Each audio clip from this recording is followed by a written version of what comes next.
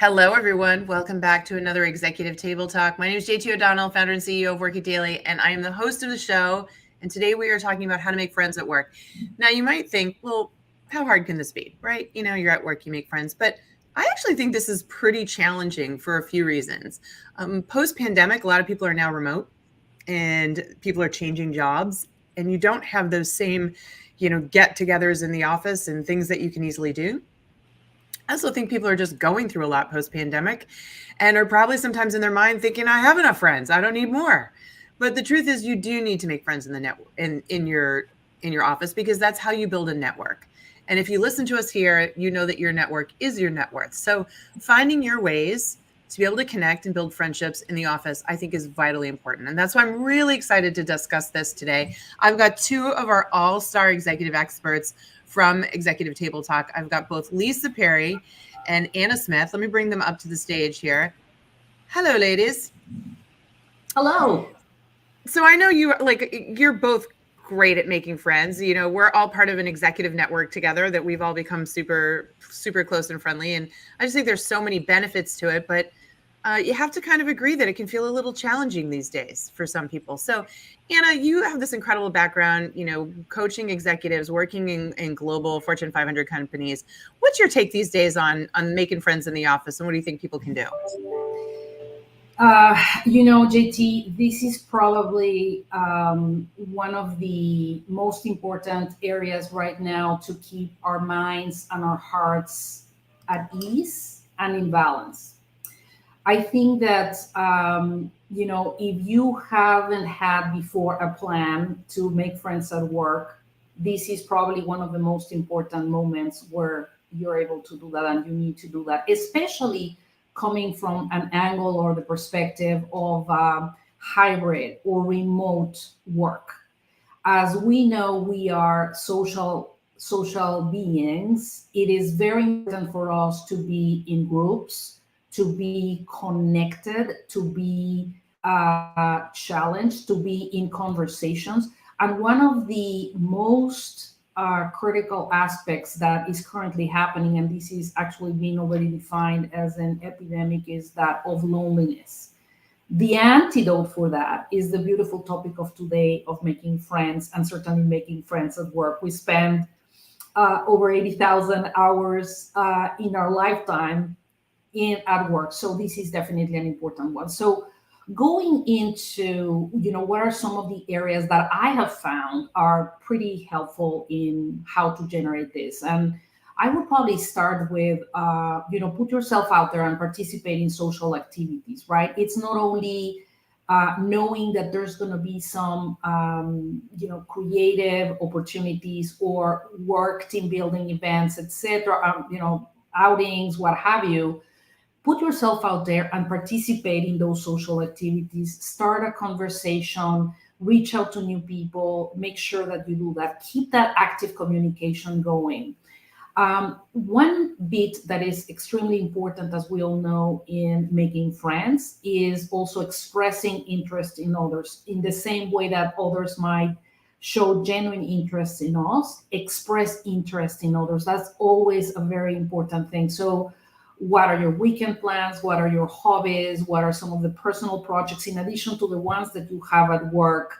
And I think one of the skills that is gonna continue to be built with this is active listening, which is absolutely helpful not only in our personal but in our professional lives.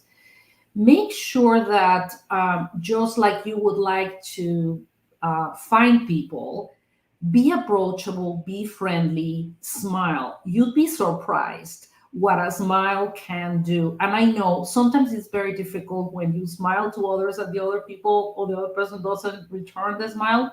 Don't worry, try it with the next person and the next person and the next person. When people think of you, they're always going to be thinking about, oh, yes, Anna, oh, yeah, JT, Lisa. They're always smiling. They always have this beautiful disposition. So you'd be surprised of what a smile can get you.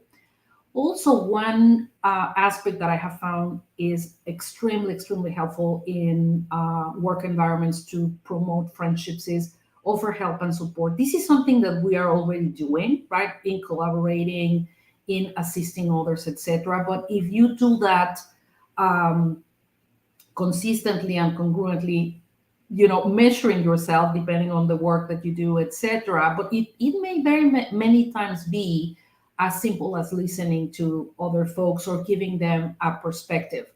One other bit, and I've been guilty of this because I absolutely like informal gatherings. Let's create a lunch meetup. Let's create a virtual game night if that's something that you need to do because of everybody else being remote or even hybrid.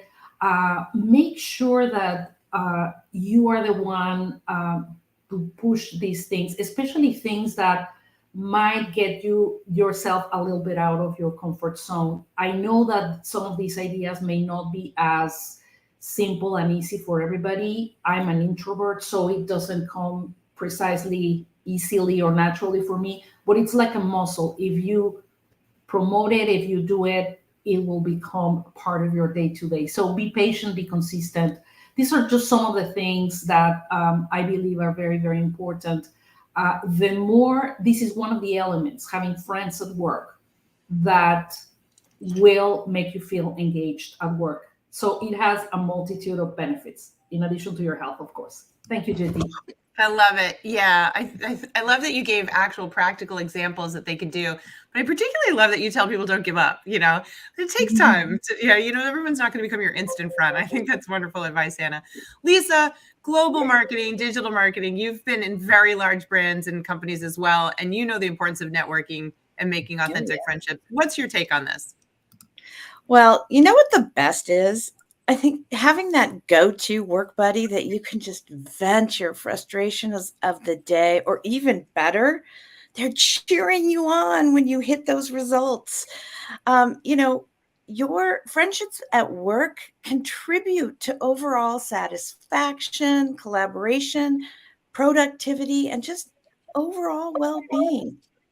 Since this month seems to be the month of women, with Barbie hitting over 1 million and Taylor Swift and Beyonce doing so well with their tours, I'm going to touch on women just for a second. Sorry, man, hold on.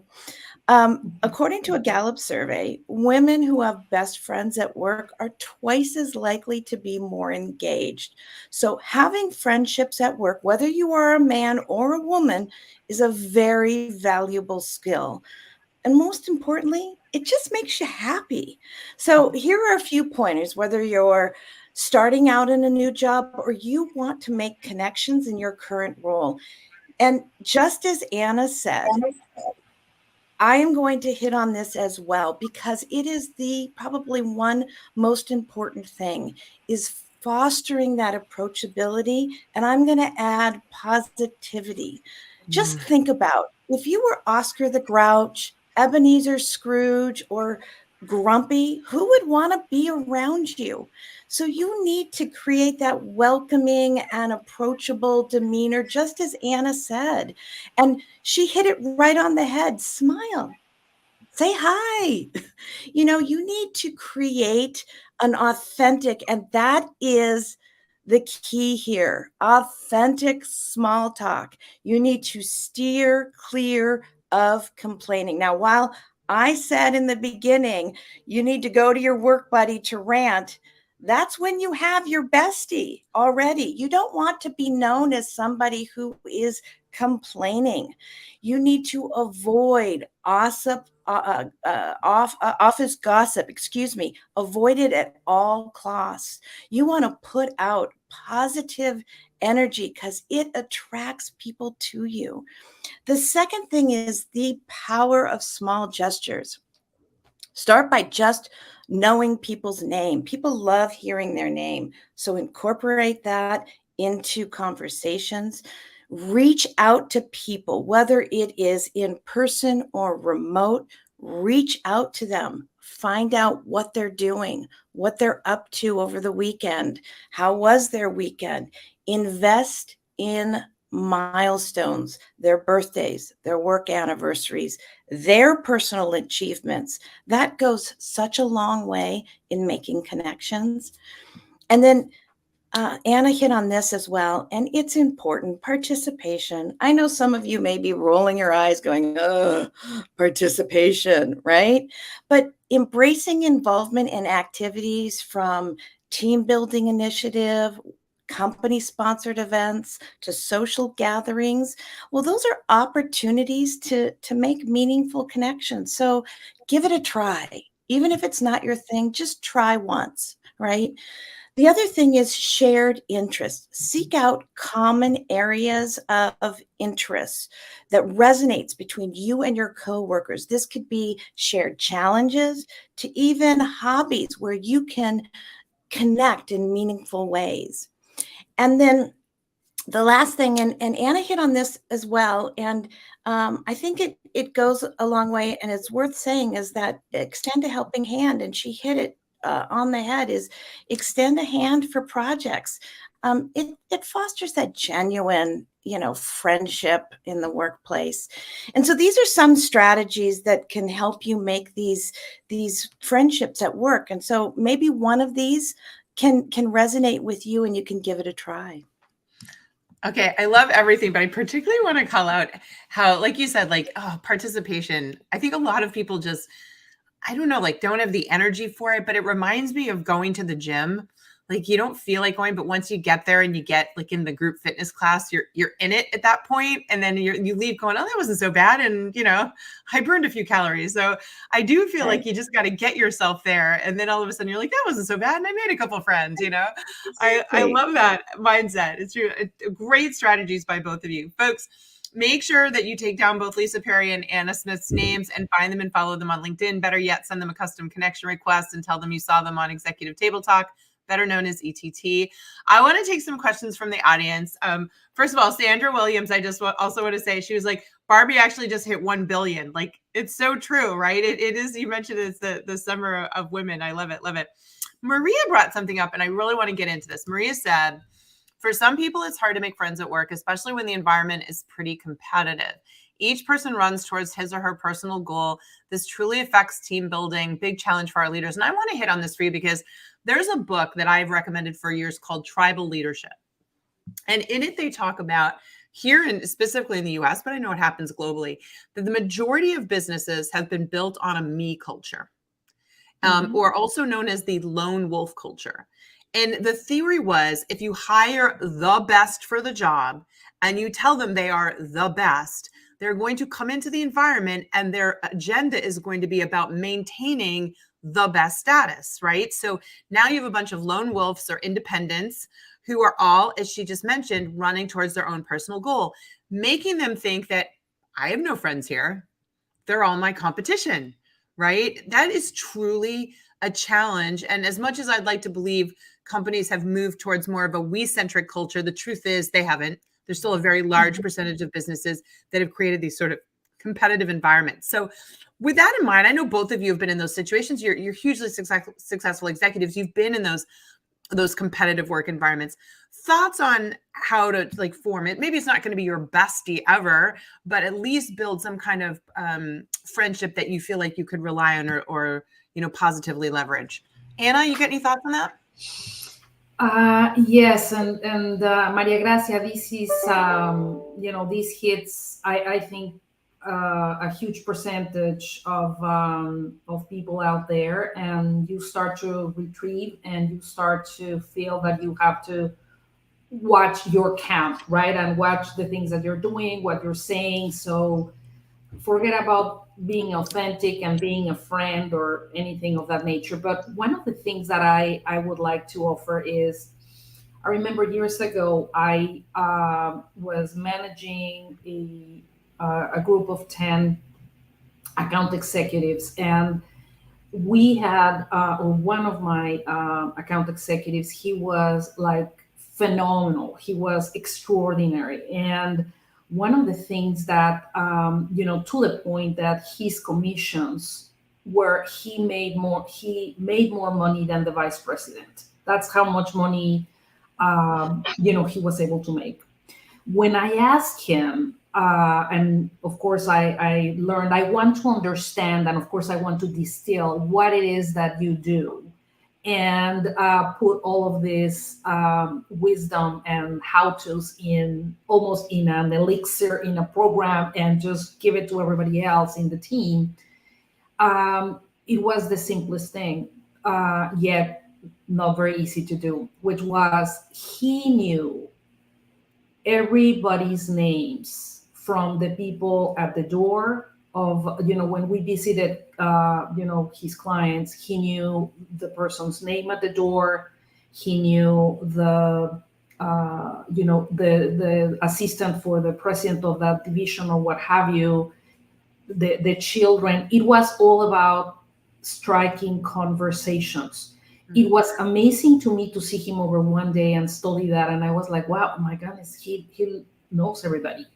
The interesting thing about this is that when Leo needed anything, like get access to the president of that business, guess how easy or difficult was it for him to get access to, a 10-minute call or a 5-minute thing or a whatever. It was very easy because he had taken the time and the effort and the energy to get to know those individuals. So, Maria Gracia, to this beautiful question, I would say try and get to know the people in your team. I'm assuming general in this case. Get to know them personally.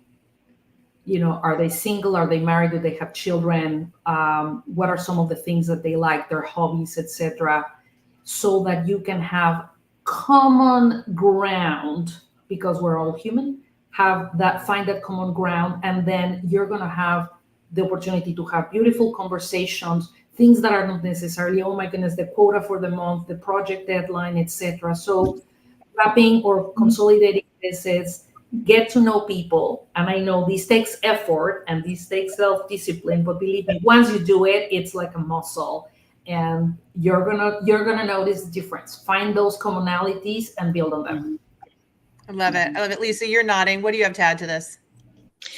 I've worked in very highly competitive organizations, and I think these things that we've recommended work in any organization, because you have to just maintain that positivity, that approachability, as Anna said, that common ground, that how am I going to help, that servant leadership, that collaboration. You just break through the noise. You just don't listen to that, and you just focus on how am I going to reach out, lend a helping hand, do the active listening, network. All of that stuff breaks through the noise, and people see that. People find you and seek you out when you do that. It changes the culture and the dynamics. Those people rise to the top. You gotta get through that and not worry about that competition, and just focus on how am I going to show up being the best person, and not getting caught up in that noise, that competition. I love it. I hear you all saying, find the common ground, but also keep at it, right? Just because you don't make that connection the first time, relationships take time. And I think that is so important. Great advice. Really interesting question here. I want to go up and find it because I think it's pretty powerful. Ryan asks, where is the line though, when it comes to the relationship with the opposite sex? For example, a spouse goes to lunch, has drinks, or even goes out on town for fun with a work event with these people who the partner doesn't know well, right? So I do think there are times where people have to think about this, right? That you do want to make friends in the office, but those friendships then don't often get shared with your significant other, and it can create jealous feelings. So thoughts on, how to make sure you're developing those relationships without, necessarily alienating your other half. Anyone want to give a stab at that? Lisa, I'll pick on you first. Yeah, I mean, I've worked in very male-dominated industries, and I've been married for over 20 years, and I foster relationships with my male counterparts, and I'm very open and honest with my husband about my male relationships. Oh, this happened today, or this is going on, or, so it's building that trust. You have to have that trust with your partner, so that they know exactly what's going on. And you have to build that trust and partnership with your work colleagues as well. And you have to have those boundaries. You have to know those boundaries that says, this is what's going on at work. This is what I'm comfortable with. This is where it's going to go and not go. And your partner knows that. And your partner knows what you will and will not do. And it's all trust. It's all, I've been working for quite a while in work, and my husband knows how I show up at work, and knows my relationships with my male partners at work. And so you have to establish that and be very comfortable and honest. Love it. Anna, what do you think? Lisa, beautiful input.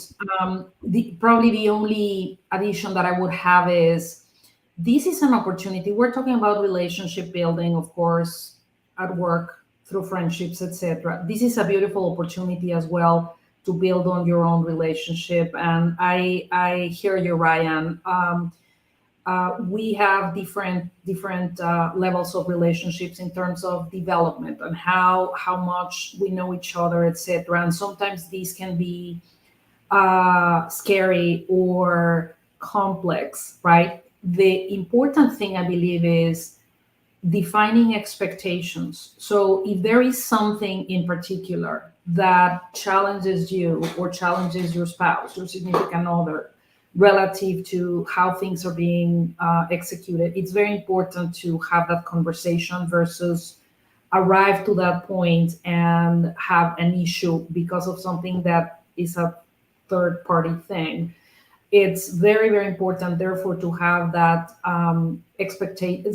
setting of expectations. And some of these conversations may not be simple. It's important to discuss them in advance. It's important to put them on the table. Don't allow for these things to prevail or fester, because they can impact your relationship, your most important relationship with your significant other, very, very much. So I think thank you, Ryan, for bringing that up. That's a great question.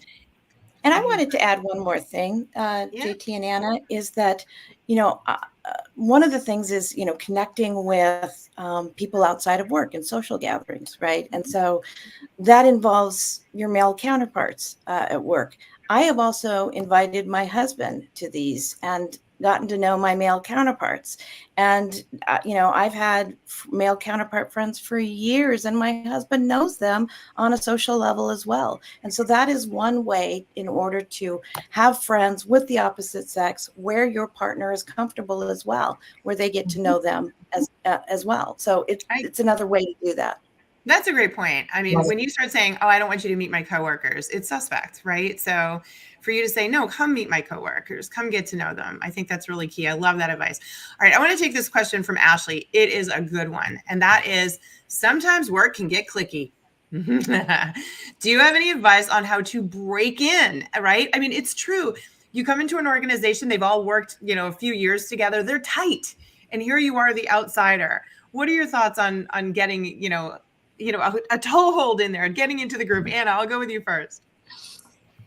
Great question, Ashley. I think that if you arrive with that open mindset, let's say one of the thoughts that I offered originally was, create an informal gathering. It might be, bringing everybody, let's do a lunch together, if you may, and you organize it, you set it up with everyone on a particular day. And, one of the things that you put it on yourself to say, I want you all to get to know me a little bit better, and I would love to get to know each and every one of you. So what if we, it's not an introduce yourself, but it is let's talk about 2 or 3 things that we enjoy the most. What is the most daring thing that you've done, if you're an athlete or if you're a professional, or what is the most challenging thing that you have ever done, or what are some of these 2 or 3 different things I have even done? Because I love the clicky term, because that's exactly it, where I have brought some of those set up 2 hours for a working lunch, get to know team, whatever you want to call it, depending on whatever allows for your time, and bring some of those cards that you bring to these parties where nobody knows each other, and therefore you have to start. I think it's called conversation starters or something like that. But basically, you pick a card and you you get a question. What is the location or the place that you've been to that is the one that you love the most, and why? And then you talk about that. So the idea is talk about everything that is not work, but to get to know you in a setting that you're going to be promoting, and therefore everybody's gonna say, oh, actually, when are you going to create the next organize the next lunch or dinner or get together or what have you, because we had so much fun. Why? Because nobody does that. Because why? Because it takes work and effort. So that would be an approach I've used, and it has helped me a ton, especially with like Lisa was mentioning, in teams where probably I was the only woman. Yeah, love it. Lisa, what about you? I think as employees, we need to remember empathy. We need to show up and remember empathy, that if we are a long-standing employee and we have a group of friends, we need to think about when we started and we were trying to make friends and how difficult it is. And we need to extend that olive branch to a new employee and bring them in and invite them in, because as an organization, we are stronger when we work together and we know each other, and we have everybody working and understanding each other and are better connected. And so inviting them in and getting to know them only helps us all grow. And as a leader, we also have to recognize that and say, hey, is there, a group that's being very cliquey? If I'm leading a department and we're not all working together and trying to, hey, we gotta go out, we gotta meet, we gotta intertwine. How can we do that? We've got to drive that and foster that ourselves and help the organization so that it doesn't become cliquey and we're cross collaborating and cross working. So we have to drive that ourselves. I love it. I always use this technique. I mean, the first time I was in an environment where it was super cliquey, I started setting one-on-one meetings with everybody to just say, oh, I need to learn more about your work and how I can support you in my job, right? And I would do a lot of that you were talking about in your earlier advice, asking them questions, getting to know them, their personal hobbies, their interests, finding that point of commonality. And I was able to like befriend someone in the group. Like we clicked really, really well, and build a one-on-one relationship with that person, who then brought me into the group, if that makes sense, right? Like essentially that strong relationship with them, they sort of vouched for me, and I was able to get in there, and by then I had, met everyone. So I wasn't a total stranger. It was work, to sit there and build those individual relationships. But eventually I found the one relationship that I knew was going to pull me into the mix, and it really did work. And I'll say to everyone, you've heard things today that take work. They take an investment of time and energy on your part to make these friendships, but make no mistake, we wouldn't be recommending them if it wasn't worth it tenfold. Okay. I mean, the first time you need someone, and Anna, your story about that, having those people to lean on, to get help from, to support, that's what makes or breaks careers. You're not going to have success as a solo artist, even solo artists and have support networks around them, right? So this is an important topic, and I hope you all got really great advice from these amazing women today. So Lisa Perry, Anna Smith, thank you so much. Folks, they are here on LinkedIn. Follow them. They are dropping incredible advice on a regular basis here. Also, come back and watch our ETTs. If you want to know about our schedule, just go over to workitdaily.com and sign up for our free newsletter. We post all the times for our upcoming sessions so that you can RSVP, okay? Because you don't want to miss it, especially great stuff like this. Lisa, Anna, thank you again. Everyone out there, remember what we tell you. If you want to win, you got to work it daily. So keep at it, okay, team? Good luck. Bye-bye. Bye-bye.